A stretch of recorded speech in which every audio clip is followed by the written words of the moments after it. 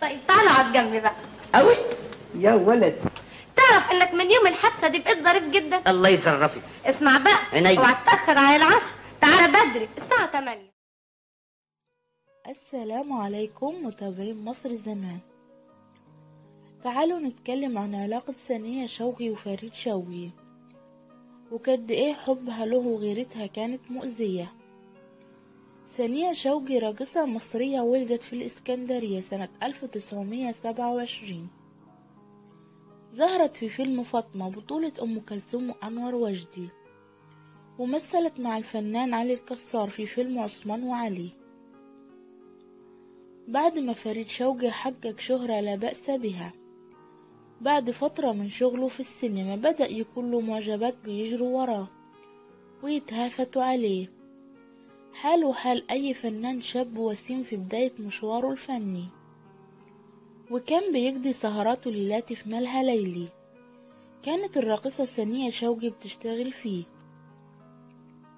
المهم سنية كانت معجبة بفريد شوقي جدا، لدرجة إنها كانت بتغير عليه من قبل حتى ما يرتبطوا، لمجرد إنها تشوف المعجبات حواليه. وفضلت تطارد فريد شوقي بحبها لحد ما حبها بالفعل، وتم جوازهم، واشترط عليها إنهم لو اتجوزوا تبطل رقص، وبالطبع وافقت وسابت اسكندرية وراحت معاه على القاهرة. ثانية بعد جوازها من وحش الشاشة وقعدتها من الشغل ما بقاش وراها غيره، وبقى هو شغلها الشاغل ما بتفرقوش لحظة، ولو تطول تدخل معاه في الحمام هتعملها. غيرتها كانت فوق الحد، وكانت بتمنع أي معجبة بتحاول حتى تسلم على جوزها. حياة فريد شوقي تحولت لجحيم بسبب غيرة ثانية، والكل كان ملاحظ لدرجة ان يوسف وهبي قاله انت لك مستقبل عظيم، وانا بحبك وشايف ان الست دي هتضيعك لانها بتغير عليك بشكل خطير.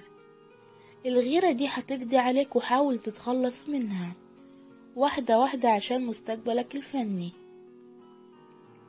في يوم كده فريد شوقي راح استلم بدلة جديدة من قماش جديد وغالي محدش كان بيلبسه غير البشوات، وقال انه هيحضر بيها فيلمه الاخير وقتها الصقر. وطبعا ثانية كانت معاه، امال هتسيبه يروح لوحده السينما؟ خلصوا فرجة على الفيلم، ويا عيني هو خارج من السينما بيحاول يتلاشى المعجبات، وخايف حتى يبص على واحدة بسبب ثانية. هجمت عليه معجبة وسلم عليها، وراحت نادت صاحبتها من المعجبات يسلموا على وحش الشاشة، وكانوا معجبين جدا بالبدلة اللي لابسها. وطبعا ثانية شايطة وعايزة تاكلهم بسنانها، وروحوا على البيت بعد ما هي جابت بنزين. ثانية جابت بنزين فعلا، وراحت البيت ولعت في البدلة اللي كان لابسها واللي كانت المعجبات معجبين بيها.